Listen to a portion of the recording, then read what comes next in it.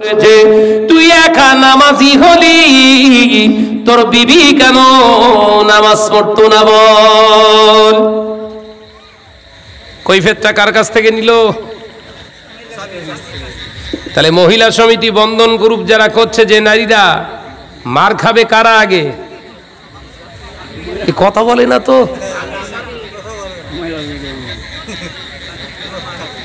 জলসা করতে গেলেই বলে ভাইজান একটু মহিলা সমিতি আর বন্ধন গ্রুপ নিয়ে বলবেন। কেন রে বাবা? না, আমাদের এলাকার মহিলারা খুব বন্ধন গ্রুপ আর মহিলা সমিতি করছে, একটু ভালো করে দিয়ে যাবেন। আগে দেওয়ার দরকার কাদের?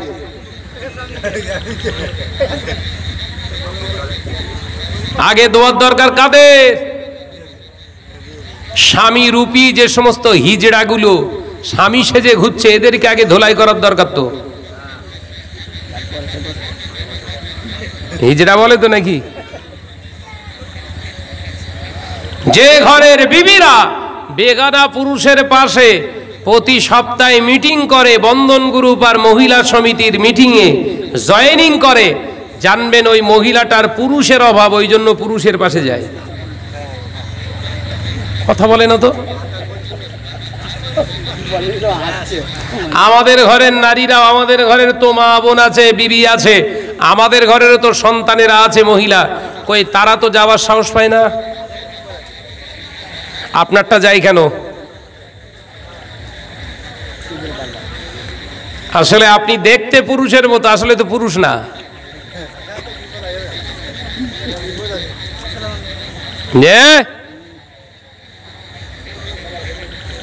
সাবধান হন। আল্লাহ নবী একটা দুটো নয়, গোটা মুসলিম উম্মাহকে আল্লাহ নবী শিক্ষা দেওয়ার জন্য, পুরুষ জাতিকে শিক্ষা দেওয়ার জন্য আল্লাহ নবী জীবনে কোনোদিন পাকা ঘর বানাননি। আল্লাহর নবীর ঘর ছিল খাজুর পাতা দিয়ে ছাওয়া আর ছিটে বেড়ার ঘর। আল্লাহ নবীর একটা দুটো বিবি নয়, আমাদেরকে শিক্ষা দেওয়ার জন্য, ইসলামের খেদমতের জন্য, নারী জাতির মর্যাদা তুলে ধরার জন্য, অন্যের ভালোবাসাকে রক্ষা করার জন্য, আল্লাহর হুকুমকে প্রাধান্য দেওয়ার জন্য নিজের জীবন সঙ্গিনী 11 জন বিবি তৈরি করেছিলেন। জোরে বলুন সুবহানাল্লাহ।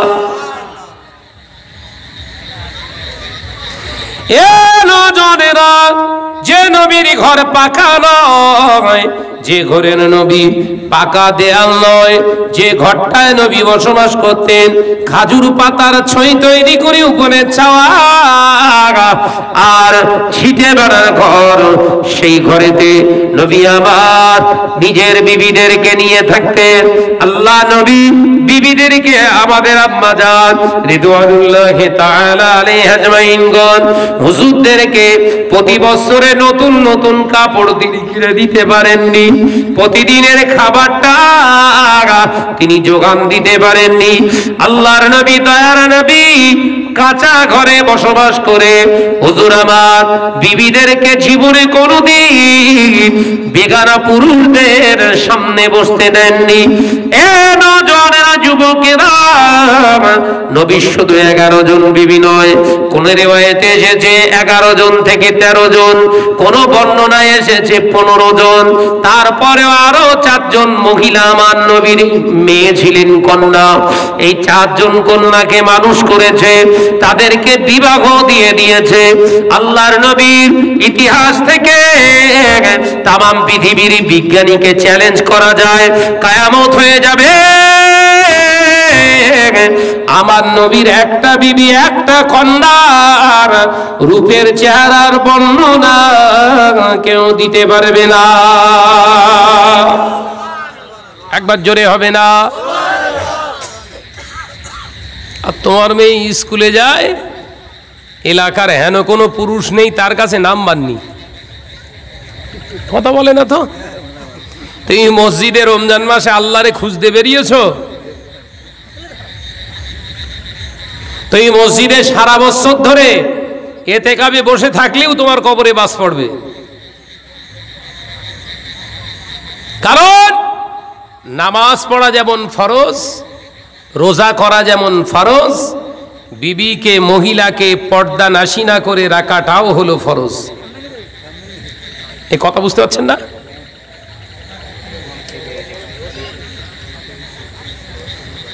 নামাজ পড়া যেমন ফরজ, রোজা করাটা যেমন ফরজ, হজ করাটা যেমন ফরজ, বিবিকে, মেয়েকে, মাকে, বোনকে পর্দা নাশি না করে রাখাটাও। ওই জন্য আয়াতে কারিমা পড়েছি, আল্লাহ কোরআনে বললেন উদখুলু ফিস সিলমি কাফা। তোমরা যারা ঈমান এনেছো, ঈমান আনলে হবে না, তালি মার খাবি। উদখুলু, তোমরা দাখিল হও, সিলমি কাফা, ইসলামের ভিতরে পরিপূর্ণ। একবার জোরে হবে না? জোরে হবে না? সুবহানাল্লাহ। তাহলে যে মুসলমানটা নামাজ পড়ে অথচ ঘরের বিবিদেরকে পর্দা করে না, এ পুরো মুসলমান না অর্ধেকটা? কথা বলে না তো, ভয় খেয়ে যাচ্ছেন? যে মুসলমানটা নামাজ পড়ে, হজ করেছে, যাকাত দেয়, আল্লাহ আল্লাহ জিকির করে, নবীর শানে দরুদ পড়ে, ইয়া নবী সালাম আলাইকা সালাম কিয়াম করে, কিন্তু এর ঘরের মেয়ে, এর ঘরের মা, এর ঘরের বোন, এর ঘরের বিবি পর্দা করে না, জানবেন এ হচ্ছে হাফ মুসলমান। কি মুসলমান বললো? অর্ধেকটা। আর অর্ধেকটা মুসলমান হলে জান্নাতে সহজে যাওয়া যাবে বলে ভরসা নেয়?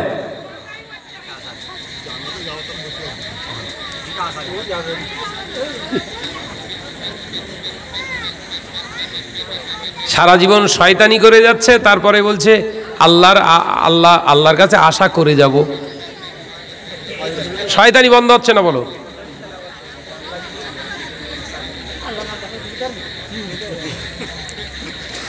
আল্লাহ বললেন, বান্দা চলতে চলতে ভুল হয়ে গেছে, ক্ষমা চা। কথা বুঝতে পারেননি বোধহয়।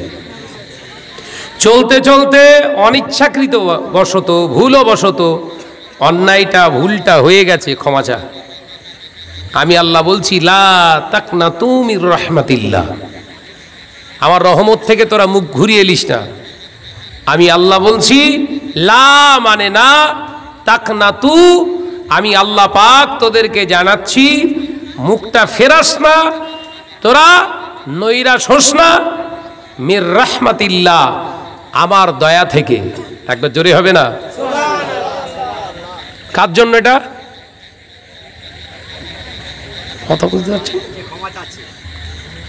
না? তার জন্য যে বান্দা এই 63 কি 73 কি 100 বছরের জিন্দেগিটা চলতে চলতে ভুলবশত, অজ্ঞাতবশত, ইচ্ছা অনিচ্ছায় দুই একবার গুনার কাজে লিপ্ত হয়ে গেছে, আল্লাহর কাছে আল্লাহ বলছে, ভুল হয়েছে, তোর হওয়াই তো স্বাভাবিক, আমার কাছে ক্ষমা চা। জানতে পাচ্ছি আগুন, তারপরেও হাত ঢুকিয়ে দিয়ে বলছি না, আল্লাহ পড়াবে না। আঙুল পড়বে না? পড়বে না? কথা বলে না তো। কারেন্টের লাইট জ্বলছে, হ্যালোজিন, হ্যালোজিনটার কাঁচটা ফাটিয়ে দিয়ে আমি বলছি আল্লাহ হেফাজত করবে, কারেন্ট শর্ট খাবো না। হ্যাঁ, বুঝতে পেরেছেন কি বলতে চাইছি? অন্যায় করছেন ইচ্ছাকৃতভাবে, আবার বলছেন না আল্লাহ দয়ার সাগর, আল্লাহ ঠিক পার করে দেবে, ওই কারেন্ট শর্ট খাওয়াবে আগে। কথা বোঝাতে পারলাম না? ওই কারেন্ট কোন কারেন্ট? ফি নারে জাহান্নামা খালিদিনা ফিহা, ওর ভেতরে ঠেঙ্গে ঠেঙ্গে ঠেঙ্গে ঠেঙ্গে সাইজ করে দিয়ে তারপর বলবে, যা ইমানটা তো আমার, জাহান্নাম সব খেতে পারে, জাহান্নামের ক্ষমতা দিয়েছি ও দুনিয়া ধূলিসাৎ করে দিতে পারে, জাহান্নামের ক্ষমতা দিয়েছি পাথরকে খেয়ে ফেলতে পারে, জাহান্নামের ক্ষমতা দিয়েছি সে সুদকে খেয়ে ফেলতে পারে, জাহান্নামকে ক্ষমতা দিয়েছি জিনাকে খেয়ে ফেলতে পারে, জাহান্নামকে ক্ষমতা দিয়েছি পৃথিবীর জমিনে লটারির টাকাও খেয়ে ফেলতে পারে, কিন্তু জাহান্নামের ক্ষমতা দেয়নি আমার ঈমানি কলেমা খেতে পারে। সব খাবে, ঈমানি কলেমা খেতে পারবে না। এটাই হলো আমার কলেমার পাওয়ার। আমি জোরে বলবেন না?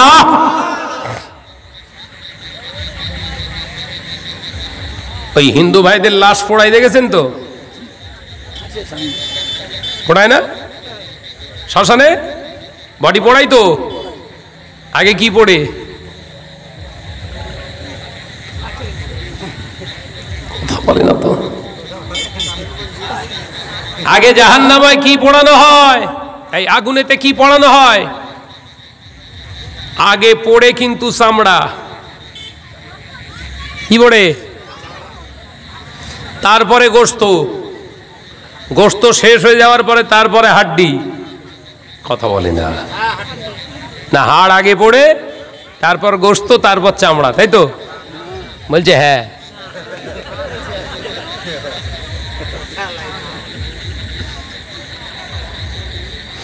ভাইরা আমার, নজরের যুবকেরা, জাহান্নামের ভিতরে বান্দাকে দেয়া হবে, বান্দিকে দেয়া হবে।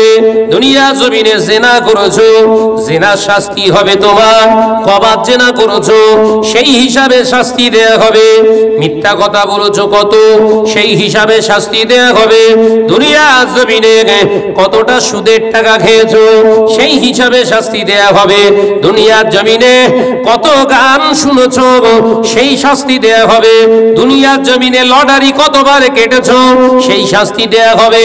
দুনিয়ার জমিনে স্বামীর চোখের আড়ালে কতবার ব্যভিচার করেছো সেই শাস্তি দেয়া হবে। দুনিয়ার জমিনে স্ত্রীকে রেখে অন্যজনের সঙ্গে আনন্দ ফুর্তি করেছো কতবার সেই শাস্তি দেয়া হবে।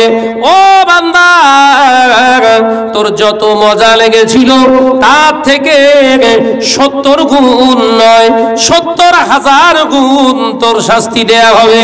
যত বেশি মজা তার থেকে 70,000 গুণ বেশি সাজা। বান্দা, তুই অপরাধ করেছিস, এই অপরাধের কারণে তোকে শাস্তি দেয়া হবে। এ নজনেরা, মুরব্বিয়ার গণেরা, আল্লাহ নবী জানালেন জাহান্নামীদের জবান, জিহ্বাটাকে 6 মাইল লম্বা করে দেয়া হবে। 6 মাইল মানে 9 কিমি, 9 কিমি লম্বা করে দেয়া হবে। জাহান্নামীদের গায়ের চামড়াটা প্রায় 1.5 মাইল লম্বা করে দেয়া হবে। গায়ের চামড়া জাহান্নামীদের মোটা করে দেয়া হবে। এমন শুধু তাই নয়, জাহান্নামীদের দেহটা, শরীরটা, মক্কা মদিনার দূরত্ব হলো 438 কিলোমিটার। এই 438 কিলোমিটারের মাঝখানে যদি রেখে দেয়া যায় 219 কিলোমিটার, এদিকে 219, ওদিকে 219, এই 438 কিলোমিটারের মিডিল পয়েন্টে জাহান্নামীকে যদি রেখে দেয়া যায়, মক্কা শহর, মদিনাতুল মুনাওয়ারা শহরটা জাহান্নামটা দেখতে পাবে, জাহান্নামীটা দেখতে পাবে। জাহান্নামীদের কষায়ের দাগ উহুদ পাহাড়ের সমান হবে। এক একটা উহুদ পাহাড়ের দূরত্ব হলো প্রায় 13 কিলোমিটার এরিয়ে আছে। ও নজনেরা, যুবকেরা, এবার আপনারা দয়া করে বলুন, শরীর হালকা থাকলে ভালো লাগে না মোটা হলে কষ্ট হয়?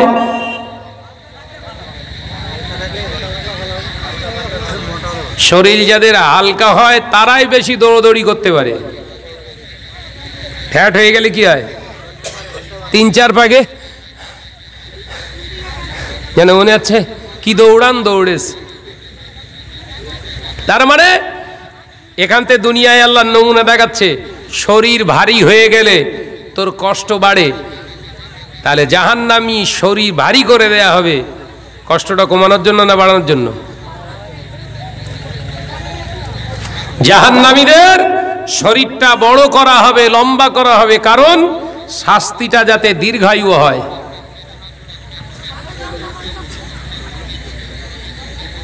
বাবা, অনেকেই মনে মনে করছে আমি তো সুদের টাকা খাই, তো আমার তো শরীর গড়ে না, তাহলে বেঁচে যাবান বোধহয়। আরে ভাই, দুনিয়ার কথা বলিনি রে ভাই। মরে যাবার পরে সুদ ফুলে, সুদে বাচ্চা বাড়ে তো। সুদ মানি তো কি বাচ্চা তো নাকি? 10 লাখ রাখলে 1 মাসে যে 7,000 টাকা কি 10,000 টাকা সুদ হয়, ওটা 10 বাদ দিয়ে না 10 ধরে? কথা বলে না তো।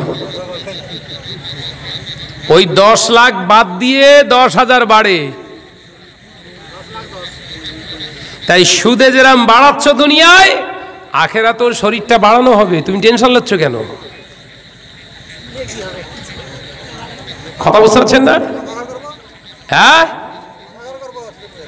কি কয়, কি করবে? পাকা ঘর করবে। ওই পাকা ঘর বুকের উপরে চাপানো হবে তো। সুদে টাকা নিয়ে ঘর বানিয়েছে, ওই ঘরটাকে আল্লাহ বুকের উপরে চাপিয়ে দেবে। ও পর্দানাসীনা মা ও বোনেরা, যারা সুদে টাকা নিয়ে ঘর বানিয়েছো, ওই ঘরটাতে নামাজ হবে না। ওই ঘরটাতে যদি রোজা রেখে ইফতার করা হয়, ওই ইফতার আল্লাহর দরবারে কবুল হবে না। যারা সুদে টাকা নিয়ে ঘর করেছে, ওই ঘরেতে যদি নামাজ পড়া হয়, ওই নামাজটা আল্লাহর দরবারে কবুল হবে না। সুদে টাকা নিয়ে ঘর বানিয়েছেন, ওই ঘরে যদি রাত্রে ঘুমান, ওই ঘুমটা জাহান্নামের ভিতরে ঘুম হবে।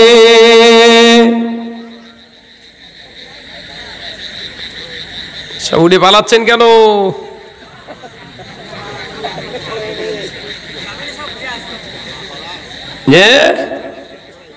জায়গায় পড়তেছ বোধহয় নাকি?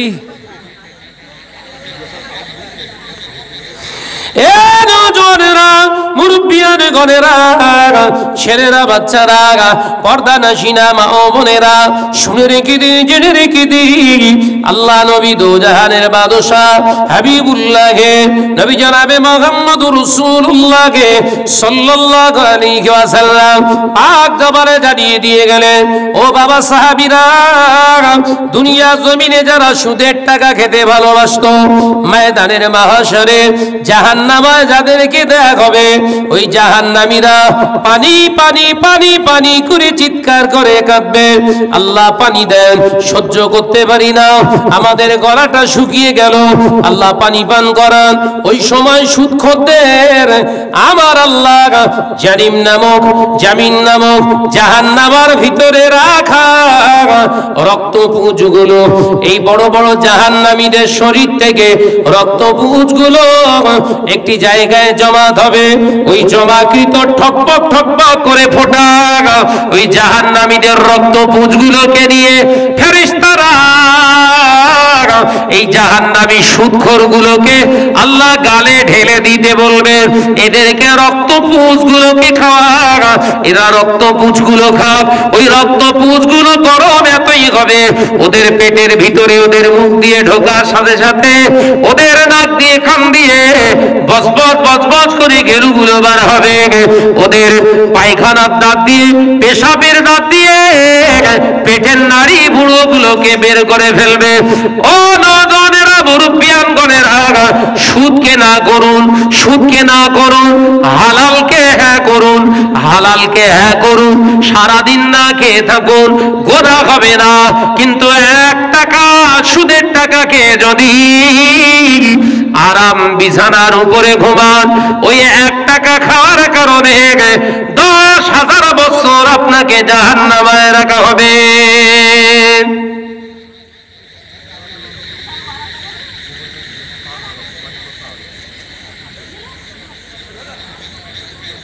চলছে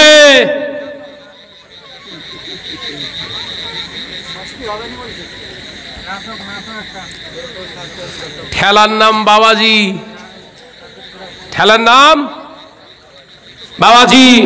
মলি সাহেবের কথা এখন লাগবে না কানে, তারপর যেই বাঁশ সাজাবে তখন মনে হবে। বাঁশ সাজানো বোঝেন তো? বাঁশ দেয় তো। এখন শাহরাজের কথা ভালো লাগবে না আপনার, ভালো একদম মোটেই লাগবে না। আবার চিঠি এলো কেন দিবে? বলছে আপনি নবী সাহাবাদের সম্বন্ধে কিছু বলুন। ভাইরা, আমার নওজওয়ানেরা, যুবকেরা, ছেলেরা, বাচ্চারা, পর্দানাসীনা মা ও বোনেরা, আল্লাহ নবী, দয়ার নবী, রাহমাতাল লিল আলামিন হুজুর জানিয়েছেন বাবা সাহাবীরা, আমি নবী তোমাদেরকে জানিয়ে দিয়ে গেলাম, শুনে রেখে দাও, জেনে রেখে দাও, আযাবে জাহান্নামকে ভয় করো। আল্লাহ নবী সাহাবীরা আযাবে জাহান্নামের কথা শুনে কাঁদতেন। হযরতে ওমর রাদিয়াল্লাহু তাআলা আনহু এত কাঁদতেন, এত কাঁদতেন, এত রোনাজারি করতেন। হযরতে ওমর কেঁদে কেঁদে কেঁদে কেঁদে কেঁদে কেঁদে জাহান্নামের আগুনের ভয়ে চোখের দুই সাইডে কালো শীটে দাগ পড়ে গিয়েছিল। ও নওজওয়ানেরা, কোন ওমর, যে ওমরকে আল্লাহ নবী জানিয়েছিলেন রাআইতু ওমর ইয়াসিরু ফিল জান্নাতি, ও আমার সাহাবী ওমর, আমি নবী বলছি তুমি জান্নাতি। একবার জোরে হবে না? জানাকে জান্নাতের সার্টিফিকেট দেয়া হচ্ছে, তিনি এত কান্না কেঁদেছে জাহান্নামের ভয়ে, এই দুই সাইডে কালো শীটে দাগ হয়ে গিয়েছিলেন। কথা বুঝতে পারছেন না? ওই সাহাবীর কথা বলতে বলেছে তো, ওই জন্য এর সঙ্গে একটু জুড়ে দেই।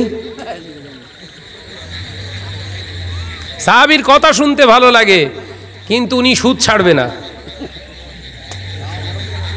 কথা বোঝাতে পারলাম না? সাহাবীদের কাহিনী শুনে সুবহানাল্লাহ পড়বে বিশাল জোরে, কিন্তু উনি নামাজ পড়বে না, সাহাবীর কথা শুনবে।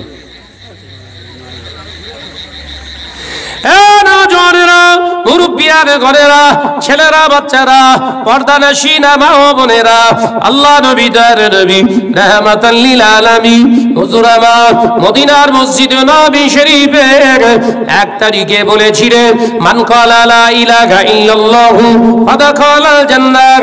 ও আমার সাহাবীরা, আমি রাসূলুল্লাহকে সাল্লাল্লাহু আলাইহি ওয়াসাল্লাম তোমাদেরকে জানিয়ে দিলাম, শুনে রেখে দাও, জেনে রেখে দাও, যে একবার কলেমা পড়বে নেই কোনো মাবুদ আল্লাহ ছাড়া, আমি নবী মুহাম্মদুর রাসূলুল্লাহকে সাল্লাল্লাহু আলাইহি ওয়াসাল্লাম জানিয়ে দিলাম, সে অবশ্যই আল্লাহর দয়ার জান্নাতে যাবে।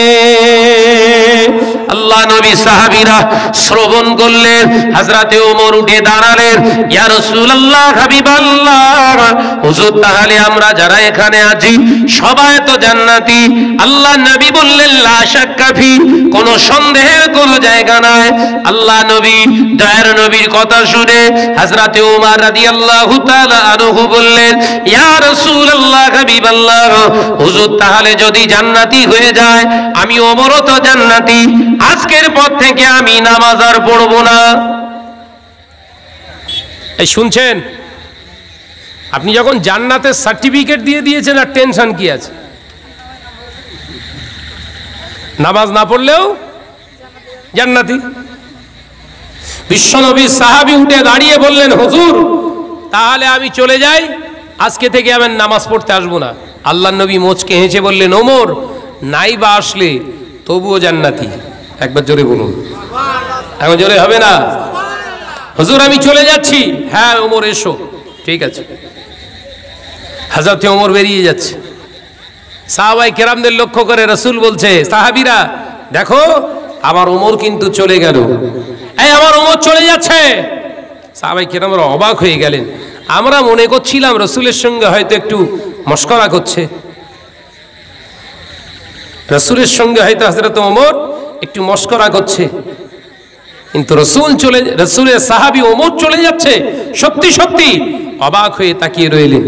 আল্লাহ নবী মদিনার মসজিদে নববী শরীফে বললেন, ও আমার সাহাবীরা, ও আমার সাহাবারা, আমার ওমরও চলে গেল, আমার ওমরও চলে গেল, আমার ওমরও চলে গেল। আল্লাহ নবী সাহাবীরা বললেন, ইয়া রাসূলুল্লাহ, ইয়া হাবিবাল্লাহ, ভাই ওমর চলে গিয়েছে। ইয়া রাসূলুল্লাহ, হাবিবাল্লাহ, আমাদের ভাই ওমর চলে গেছে। আল্লাহ নবী বললেন, যেতে দাও। ও আমার সাহাবীরা, শুনে রেখে দাও, আজকে মদিনার মসজিদে নববী শরীফে আসরের আজান হবে, আসরের আজানের পরে আজকে কেউ সুন্নত পড়বে না, আসরের সুন্নত কেউ আদায় করবে না। আজকে আজানের সাথে সাথে আমরা জামাত আদায় করব। কেন ইয়া রাসূলুল্লাহ, হাবিবাল্লাহ? আসরের নামাজের, আসরের আজানের পরে পরই জামাতে নামাজ পড়বেন, কারণ কি? আল্লাহ নবীকে জিজ্ঞাসা করলেন, ইয়া রাসূলুল্লাহ, হাবিবাল্লাহ, জিবরাইল কি কোন আয়াতে কারিমা নাযিল নিয়ে এসেছে? আল্লাহর কোরআন কি নাযিল হয়েছে? না সাহাবীরা, আজকে আমার ওমর বললেন আসবো না, তাই ওমর যাতে জামাত না পায় সেই জন্য আমি রাসূলুল্লাহ আজকে আযানের পরে পরেই জামাতে দাঁড়িয়ে যাব, আমার ওমর যেন জামাত না পায়। একবার জোরে বলবেন না। নবী সাহাবী বললেন আসবো না, আর নবী বলছে যেন জামাত না পায়। হজ বুঝতে পেরেছেন না? ওমর বলেছে আসবো না, আর নবী বলছে ওমর যেন জামাত না পায়। তার মানে নবীর বিশ্বাস, ঈমান, ওমর ঠিক নামাজে আসবে। একবার জোরে হবে না? আর আমরা এখানে দাঁড়িয়ে ইয়া নবী সালামু আলাইকা পড়ি। নবী বিশ্বাস করে যে উম্মত আমার নামাজ কাজা করবে না?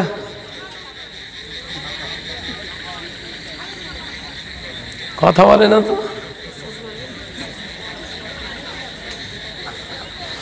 বরঞ্চ নবী এই বিশ্বাসটা রাখে, উম্মত কবর জিয়ারত করছে ঠিক আছে, কিন্তু 100% শিওরও নামাজ পড়বে না।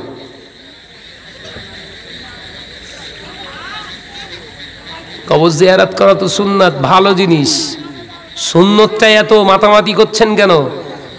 নবী তো ফরজ ছেড়ে দিয়ে সুন্নত করতে বলিনি তো। কথা বুঝতে পারছেন না নাকি? নবী বলেছে আল্লাহর হুকুম বাদ দিয়ে তাই আমার মেনে চলো। আল্লাহ বললেন হুকুম আমার, ইত্তেবা নবীর, ফাত্তাবিউনি ইহবিবকুমুল্লাহ। হাবিব আপনি বলে দেন অনুসরণটা, অনুকরণ যেন আপনার মতো হয়। একবার জোরে হবে না? একবার জোরে বলবেন না? নবী তো নামাজ কাজা করে ওই রকম করিনি তো। কথা বোঝে না। নবী নামাজ ছেড়ে দিয়েছিলেন যে? আপনি নামাজ ছেড়ে দিয়ে পাগল হয়েছেন কেন? বললি শাহনাজ ভাই খারাপ। নবীর দেওয়ানা, নবীর দেহানা, নবীর পাগল, নবীর পাগল, নবীর দেয়ানা। কি দেয়ানা? না নামাজ পড়ি না। এক নম্বরের ভণ্ড যে নামাজ ছেড়ে অলি সাজে হচ্ছে, অলি না শয়তান। মাথার ভিতর ঢুকিয়ে এলেন। আল্লাহর অলি যারা হয়, আল্লাহর মাহবুব যারা হয়, তারা নামাজ ছাড়ে না কোন অবস্থাতে। এক জায়গায় নামাজ ছেড়ে দেয়। কোথায় বলেন দিন? তারা যখন ওকুফে আরাফায় যায়, আরাফার ময়দানে দাঁড়িয়ে দাঁড়িয়ে মাগরিবের নামাজ কাজা করে। কথা বুঝতে পারছেন না? দাঁড়িয়ে দাঁড়িয়ে 4 লাখ টাকা খরচ করে হজের ময়দানে, আরাফার ময়দানে গিয়ে হাজী সাহেব নামাজ না পড়ে চুপ করে দাঁড়িয়ে রয়েছে। চারিদিকে আজান হচ্ছে, আজানের আওয়াজ আসছে, কিন্তু হাজী সাহেবদের নামাজ নেই। আরাফার ময়দানে জেল হাজের ওই দিনে সব হাজী সাহেবরা চুপ করে দাঁড়িয়ে রয়েছে। লক্ষ লক্ষ, এক দুজন দুজন নয়, 1000 2000 নয়, লক্ষ লক্ষ। আমি 2023-এ হজ করলাম ফরজ, 26 লক্ষ মানুষ এক জায়গায় দাঁড়িয়ে রয়েছি আমরা, কেউ নামাজ পড়েনি। কত লোক? 26,000 না, 26 লক্ষ। সব হাজী সাহেব দাঁড়িয়ে রয়েছে নামাজ কাজা করে। রোজায় ছিল অনেকেই, আবার আমিও ছিলাম রোজায়। আরাফাতের একটা রোজা, আরাফাতের ময়দানে একটা রোজা। ওই একটা রোজা করে ইফতার নিচ্ছি দাঁড়িয়ে দাঁড়িয়ে। হজরে আপনার মাগরিবের আজান হচ্ছে, ইফতার নিলাম, দাঁড়িয়ে দাঁড়িয়ে খাচ্ছি। ওখানে বসাও যাবে না। ওই সময়টা বসে যে একটু বিশ্রাম নেবেন হবে না, যা করতে হবে দাঁড়িয়ে। যে তবে যেন পেশাব পায়খানা দাঁড়িয়ে করেন না। যে আমার নজনা যুবকেরা দাঁড়িয়ে দাঁড়িয়ে দিব্যু দাঁড়িয়ে রয়েছি, নামাজ কাজা হয়ে গেল, 7টা বেজে গেল, 8টা বেজে গেল, 9টা বেজে গেল, 10টা বেজে গেল, রাত 11টা বাজে, ট্রেনে উঠে মুজদালিফায় এলাম, রাত তখন 12টা বাজে। 12টার সময় এসে এবার মাগরিবের নামাজ পড়ছি। ভাই নামাজ হবে তো? রাত কটার সময়? কি ওয়াজ বুঝতেই পারে না বোধহয়। রাত ওয়াক্ত আছে না বাবাজি না, শুনে নিন তো জেনে নিন, ওই সময় আপনার জানা দরকার আরাফার ময়দানে আমার নবী মাগরিব পড়েননি। আল্লাহ পাক আল্লাহ তাআলা হাবিবের এই না পড়াটা আল্লাহ বড় পছন্দ করেছিলেন। ওই মাগরিবের নামাজটা আমার হাবিব যখন পড়েননি, হাজী সাহেবরা, নামাজি বান্দারা, আমার হাবিবের উঠতে বুঝতে যাস না, আমার হাবিবের উপরে আঙ্গুল তুলতে যাস না, আমার হাবিবের উপরে কথা বলতে যাস না।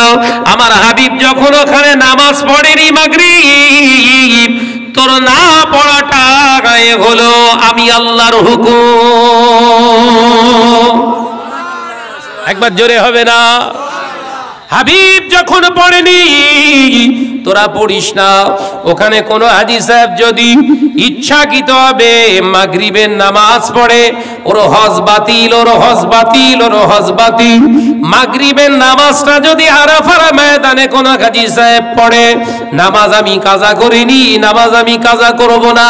আরাফার ময়দানে কেউ যদি মাগরিবের নামাজটা পড়ে, ওই নামাজ আদায় করার জন্য পরের বছর আবার 4 লক্ষ টাকা খরচ করে আবার ওখানে দাঁড়িয়ে দাঁড়িয়ে নামাজ কাজা করে আসতে হবে। সুবহানাল্লাহ বললেন না? এই জোরে হলো কই? আল্লাহ কোরআনে বললেন ফাত্তাবিউনি, আমার হাবিবের ইত্তেবা করো, আমার হাবিবের ইত্তেবা করো। হাবিব ওখানে নামাজ পড়েননি, হাবিব যখন পড়েনি তুমিও পড়বে না। একবার জোরে বলবেন না? তাহলে নবী আরাফার ময়দানে নামাজ পড়েননি মাগরিবের নামাজ, আপনার জন্য পড়া চলবে না। কিন্তু নবীর জীবনে নামাজ কাজা করেননি, আপনিও নামাজ কাজা করতে পারেন না। কথা বুঝতে পারছেন? আমার আলোচনা বুঝতে পারছেন? ওই জন্য কোরআনে আল্লাহ হুকুম দিয়েছেন আর আমল হিসাবে নবীকে পাঠিয়েছেন। একবার জোরে বলুন, একবার জোরে হবে না? কোরআন হলো আল্লাহর হুকুম, আর আদেশ নিষেধটা কিভাবে মানতে হবে, হুকুমটা যদি আমল দেখতে চান রাসূলুল্লাহকে দেখেলেন। একবার জোরে বলুন। তাই নবীর জীবনে আরাফাতের ময়দান ছাড়া ইচ্ছাকৃতভাবে দাঁড়িয়ে নামাজ কোথাও করেননি।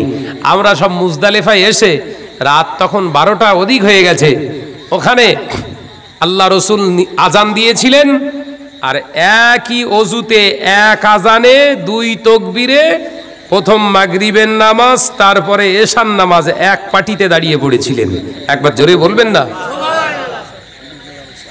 ওটা করতে হবে, আমরা গিয়ে করেছি। জীবনে রাত 12টার সময় আপনারা মাগরিব পড়েননি, আমি পড়ে এসেছি। কথা বুঝতে পারছেন না? অর্থাৎ নিজের খামখেয়ালিপনার কোনো জায়গা নেই। আপনি যখন পড়েছেন লা ইলাহা ইল্লাল্লাহ মুহাম্মাদুর রাসূলুল্লাহ সাল্লাল্লাহু আলাইহি ওয়াসাল্লাম, আপনার নিজের ইচ্ছা চলার জায়গা টোটাল বন্ধ। বোঝাতে পারলুম না? নিজের সব স্বাধীনতা কার কাছে? আল্লাহ আল্লাহ রসুলের কাছে। আল্লাহ আল্লাহ রসুল যেটা বলেছে, যেমন করেছে, আপনাকে সেই রকম করে চলতে হবে, করতে হবে। নিজের ইচ্ছা মতো করবেন, মার খাবেন। এই নবীর 63 বছরের জিন্দেগিতে জীবনে একটা মিথ্যা কথা বলেননি। আপনি যদি মিথ্যার আশ্রয় গ্রহণ করে চলেন, এর জন্য মার খাবেন। একটা মিথ্যে কথা বললে একটা কাবিরা গুনাহ, একটা কাবিরা করলে 10,000 বছর জাহান্নামে রাখা হবে। একটা মিথ্যে কথার কত শাস্তি? জোরে বল না রে বাবা। 10,000 বছর জাহান্নামায়। সারাদিনে কপিস হচ্ছে মনে আছে বাপ? এসব ওয়াজগুলো ভালো লাগে না। সাহাবীদের কথা শুনবে। তা সাহাবীদের জিন্দেগিতে বর্ণনা করছি।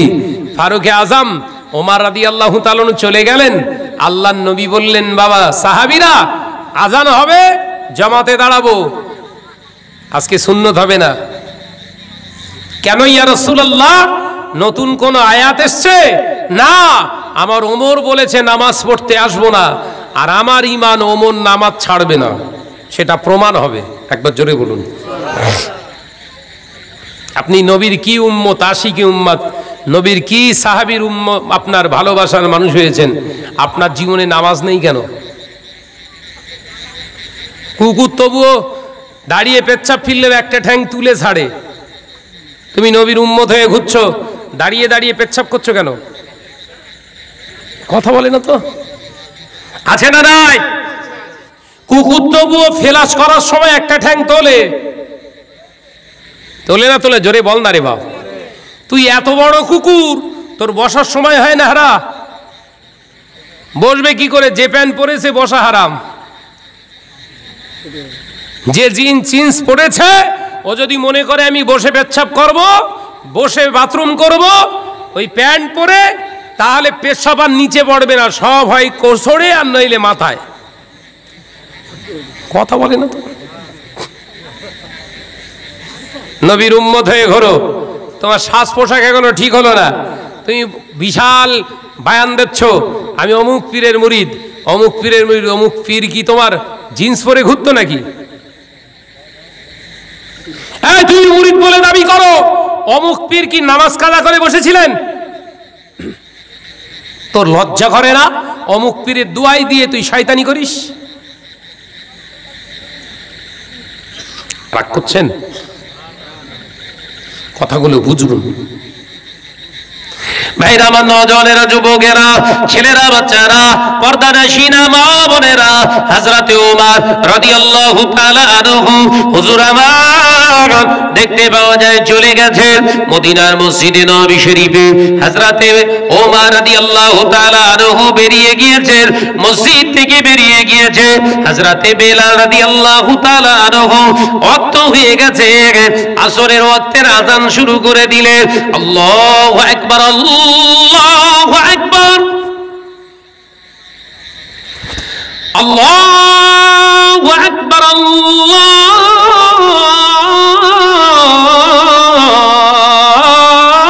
আকবার। মদিনার মসজিদে নববী শরীফে আযান হয়ে গিয়েছে।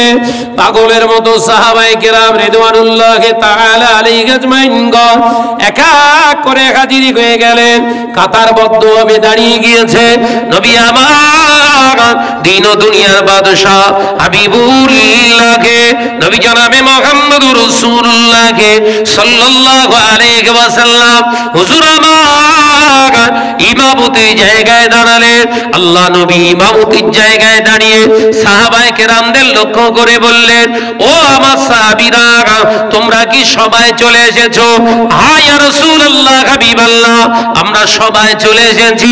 আল্লাহ নবী বললেন, দেরি করো না, ও আমার সাহাবীরা, মদিনার মসজিদে নববী শরীফে তোমরা ভিতর থেকে লক করে দাও, দরওয়াজা জানালাগুলো ভিতর থেকে বন্ধ করে দাও, আমার ওমর যেন ভিতরে না আসতে পারে।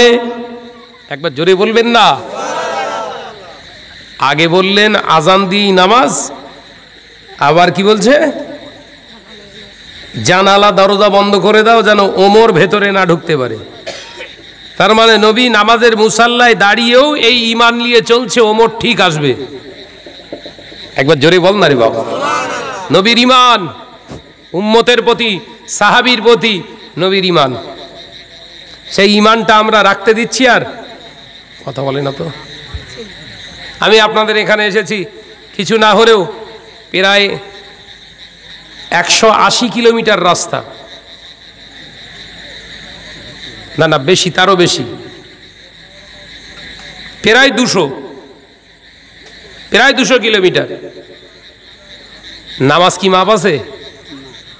আস্তে আস্তে আমি মাগরিব পড়লাম, রাস্তার ধারে ওই ধুলোগড় টোল ট্যাক্স পেরিয়ে গিয়েই একটা মসজিদ আছে বাম সাইডে, আসতে ডান সাইড যেতে ডান সাইড পড়বে, বাম সাইডে, ওখানে মাগরিব পড়লাম। আসরের নামাজ পড়লাম সেই আপনার বাঁকড়া বলে, বাঁকড়া, ওখানে গাড়ির ভেতরে প্লেস পেলাম না বলে গাড়ির ভিতরে নামাজ পড়লাম। আমার এখন কসর চলছে, তার মানে আপনাদের এখানে এখন আমি মুসাফির। কাসার এরশান নামাজ এখনো পড়িনি বলো, আমি এখান থেকে গিয়ে আমি নামাজ পড়ব ইনশাআল্লাহ। নামাজ মাপ আছে? কথা বলে না। তাহলে আমি সফরকালে থাকা অবস্থায় যদি আমার নামাজ না মাপ হয়, যারা বাড়িতে বসে বসে নামাজ কাজা করছে এগুলোর সহজে ছেড়ে দেবে বলে ভরসা নেয়?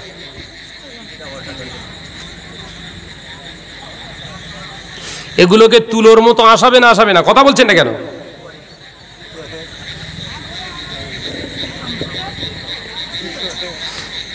কি করে বলতে কেতাব বিশ্বাস করেন না? নবী বলে গেছেন এক ওয়াক্ত নামাজ কাজা করলে ইচ্ছাকৃত হবে 80 হোক বা জাহান্নামে রাখা হবে। কার কথা এটা? নবী বলে গেছেন। কি করে মানে? কথা হালকা ভাবে নিলেন? তুলোর মতো আসাবে রে বাপ। কোনো কারণে শরীর অসুস্থ হয়ে গেছে, কোনো মিস্টেক, নামাজ কাজা হয়ে গেছে, আল্লাহর কাছে ক্ষমা চান, আল্লাহ মাফ করবে। কিন্তু আজান শুনতে পাচ্ছেন, চুপ করে বসে রয়েছেন। কি করে? কথা বুঝতে পারছেন না তো? কি করে মানে?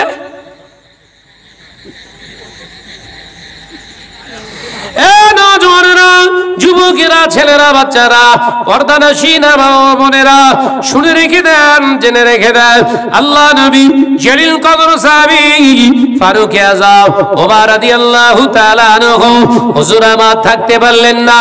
হুজুর আমার আযান শুনতে পেলেন। হাফসিস বেলাল আযান দিয়েছে রাদিয়াল্লাহু তাআলা আনহু।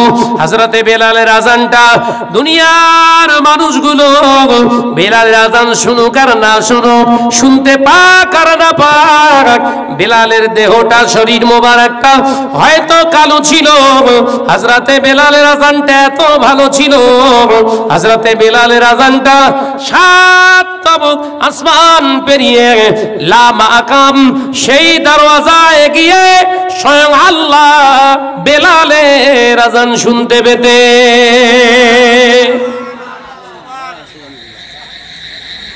লা মাকাম, তার উপরে আর কিছু নেই। বেলালের আওয়াজটা সেখানে পৌঁছে যেত। আর আমাদের বেলাল আজান দেয় কুকুর হুড় গেলে আছে ডেকে। আমাদের বেলালগুলো আজান দিলে আল্লাহু আকবার, আল্লাহু আকবার, আশেপাশে যতটুকু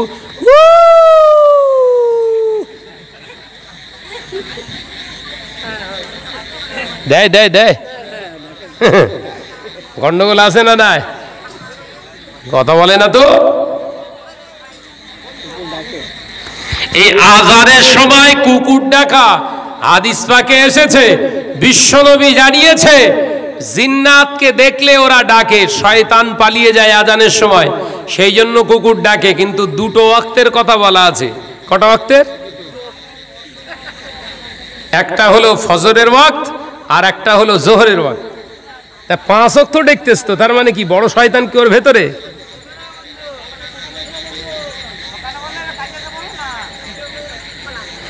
ভাইরা, আমার নজনেরা, যুবকেরা, ছেলেরা, বাচ্চারা, পর্দানশীল মা ও বোনেরা, শুনে রেখে দিন, জেনে রেখে দিন, শুনে রেখে দেন, আমি আপনাদের ভাই সন্তান হিসাবে বলে যাই, শুনে রেখে দিই, আল্লাহ নবী দয়ার নবী রাহমাতাল লিল আলামিনের জলিল কদর সাহাবী ফারুকে আযম হযরত ওমর রাদিয়াল্লাহু তাআলা আনহু আযান শুনতে পেয়েছে। আর দেরি নয়, সাথে সাথে হুজুর ঘর থেকে বেরিয়ে পড়েছে, ঘর থেকে বেরিয়ে পড়েছে, পাগলের মতো বেরিয়ে পড়েছে। হুজুর ছুটে ছুটে ছুটে ছুটে ছুটে ছুটে মদিনার মসজিদে নববী শরীফে এসে হাজির। মদিনার মসজিদে নববী শরীফে এসে দেখলেন জামাত চলছে, আল্লাহ নবীর ইমামতিতে জামাত হচ্ছে, কিন্তু হযরতে ওমর রাদিয়াল্লাহু তাআলা আনহু দেখলেন ঘরে মসজিদে নববী শরীফের দরওয়াজা জানালাগুলো বন্ধ, ভেতর থেকে লক করে দেয়া আছে, ঢোকার কোনো রাস্তা নাই। হযরতে ওমর এত চেষ্টা করলেন, কোথাও দিয়ে ঢুকতে পারেন না। হযরতে ওমর চতুর্দিকে ঘুরে ঘুরে ঘুরে ঘুরে দেখলেন কোথাও দিয়ে ঢোকা যায়, কোথাও দিয়ে না ঢুকতে পারে। হযরতে ওমর রাদিয়াল্লাহু তাআলা হুজুর আমার না দেখতে পেয়ে গোটা মদিনার মসজিদে নববী শরীফটা হুজুর ঘুরতে লাগলেন, কোন দিক দিয়ে প্রবেশ করা যায়, কোন দিক দিয়ে প্রবেশ করা যায়। নারীদের জন্য ঢোকার একটা দরওয়াজা করেছিলেন, মহিলারাও নামাজ পড়তে আসতেন নবীর কাছে, নবীর পিছনে নামাজ পড়তেন মহিলা সাহাবী হুজুররা। সেই আন-নিসা বাবে আন-নিসা মহিলাদের প্রবেশদ্বারের কাছে ওমর ঠেলতে লাগলেন, না না না, এখান দিয়েও ঢোকা যায় না। গোটা মসজিদটা ঘুরে ঘুরে আর যখন কোনো ঢোকার রাস্তা না পেলেন হুজুর চিন্তায় পড়ে গেলেন, আমি আমার জীবনে ইসলাম কবুল করার পর থেকে যখন থেকে আমি নামাজ ধরেছি, আমার জীবনে আমি নামাজ কাজা করিনি, আমার জীবনে আমি জামাত কাজা করিনি, আর এখন আমার সামনে জামাত হবে, আমার নবী জামাতে নামাজ পড়ছে আর আমি ওমর নামাজ পড়তে পারবো না, হতে পারে না, হতে পারে না, হতে পারে না। হযরতে ওমর রাদিয়াল্লাহু তাআলা আনহু চিন্তা করলেন, আমার কাছে দুটো অপশন, একটা নাম্বার ওয়ান হলো, একটা নাম্বার এক নাম্বার হলো হয় আমাকে দাঁড়িয়ে দাঁড়িয়ে জামাতের নামাজ কাজা করতে হবে, দ্বিতীয় অপশন হলো যদি জামাত আমার কাজা, যদি জামাত আমার আদায় করা লাগে তাহলে দ্বিতীয় অপশন দরওয়াজাটা ভাঙতে হবে, আমার দরওয়াজা ভেঙে মসজিদের ভিতরে ঢুকে নামাজ আদায় করতে হবে। হযরতে ওমর রাদিয়াল্লাহু তাআলা আনহু দেরি করলেন না, বিসমিল্লাহি আল্লাহু আকবার বলে দরওয়াজার ধাক্কা মেরে দরওয়াজার পাল্লা ভেঙে ফেলে ভিতরে প্রবেশ করলেন। জোরে বলুন সুবহানাল্লাহ। দরজা ভেঙে ফেলছে নামাজ পড়ার জন্য। কি সাহাবীর কথা বলবো বলেন দিন, নামাজ পড়ার জন্য দরওয়াজা ভাঙছে, আর এ ছেলে নবীর পাগল, নামাজের কথা শুনলি পালায়। কথাটা ঠিক বলছি না ভুল? সামনে রমজান মাস আসছে, এবার একটু ঠোকাঠুকি হবে। রমজান চলে গেল, আবার ভাঁজ করে তুলে দিলাম, আসছে রমজান আবার হবে। কথা বলছেন না কেন? এরা মুসল্লি আছে না নাই? রমজান আসলে নামাজ ফরজ হয়, চাঁদ রাত আসলে আল্লাহর পক্ষ থেকে আসমান থেকে আবার বার্তা আসে, নামাজ আবার ভাঁজ করে তুলে দাও। আছে? তাহলে তুলে দেয় যে, তাহলে সেই ইসরাইল মার্কা মুসলমান না তো।